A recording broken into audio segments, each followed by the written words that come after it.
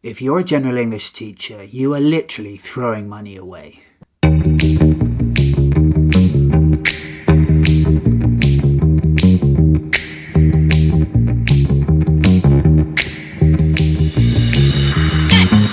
My name's Charles and I'm an online English language teacher. I became fully independent a few years ago after really just being tired of working for the big online companies out there. In these videos, I'm going to talk to you about all the things that I've learned, the mistakes that I've made, and what it really takes to become a successful, independent online teacher. And I'm going to start with one of the biggest mistakes of all.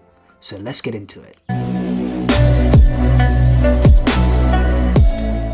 When I first started teaching English online, I worked for several companies, and I think this is very normal when you first get started. But one thing that I would do is I would quite literally accept any students that they offered me. I was working with students of all ages, all different nationalities, very different language abilities, and all with very different reasons for wanting to learn with me. And at the time, I just thought this was normal, and what any really good and successful teacher did.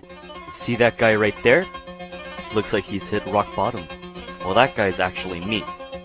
Big mistake.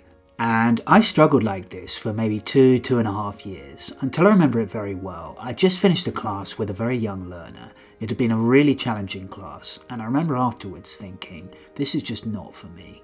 Not teaching English, but rather working with a student like this. I wasn't enjoying the classes, I wasn't motivated to do a great job, I was simply doing it just to get paid. And it was at that point in time I realised something had to change. You need to completely change who you are, Richard. So that night at home, I decided to open up my teaching calendar and put a tick by all the students that I really enjoyed teaching and that I felt I could provide a really great value to.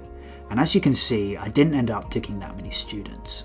But one thing that I did notice, the students that I had put a tick by, they're all fairly similar. In my case, they all shared the same nationality, they were all upper intermediate to advanced language levels, and they all wanted to improve their business English skills. For me, this was the start of identifying my first teaching niche, and from that point on, I was only interested to target and work with students like this.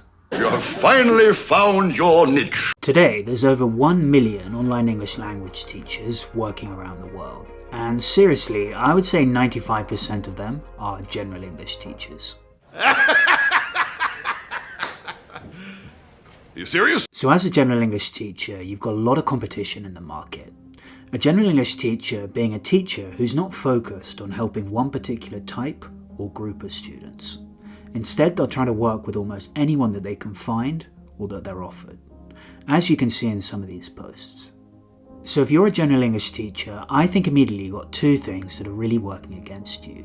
The first thing, you just do not stand out. As a general English teacher, you're pretty much the same as every other teacher in the market, which is going to make it really hard for you to successfully market yourself and attract potential new students.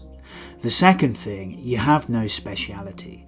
General English teachers are pretty much okay at everything, which is again going to make it really hard if you do manage to attract a potential new student in persuading them that you're the perfect teacher for them. Let's now for a second put ourselves in the shoes of a potential new student. Now most students typically have very clear goals or reasons for wanting to learn a new language. Imagine we've got a doctor and they want to improve their medical English so they can better communicate with their patients. Now if you as a teacher, your speciality is working with students from the medical industry and this is your only focus, it is going to be so much easier for you to persuade this student that you are the ideal teacher for them. And over time, you're going to find that three things will actually happen. So the first thing, now that you're working with only one type of student, you're going to get really good at helping them. You're going to become an expert. And as an expert, you can then start charging a lot more for your time. The second thing, you're now going to find it so much easier and cheaper to market yourself, as you now know the exact type of student you're looking to attract and what exactly you can offer them.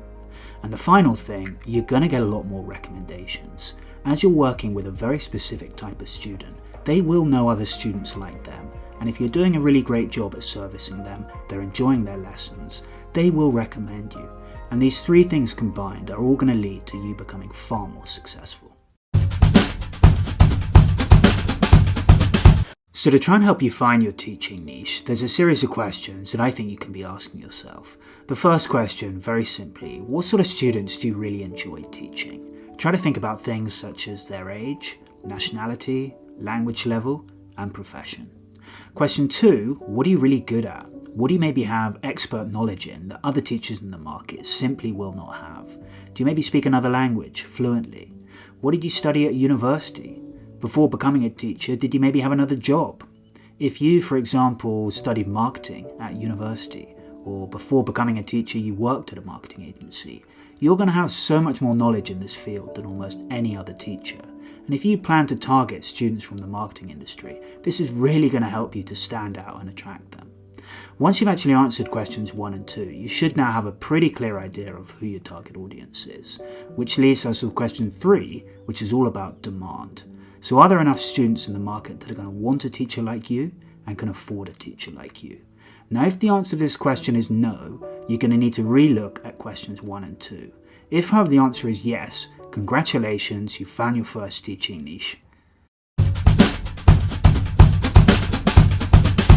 So that's it for today. Thank you so much for watching. If you've got any questions regarding finding your niche, just drop a comment below and I'll definitely try to get back to you. Remember to subscribe, like the video and turn on those bell notifications, and I'll catch you in the next one.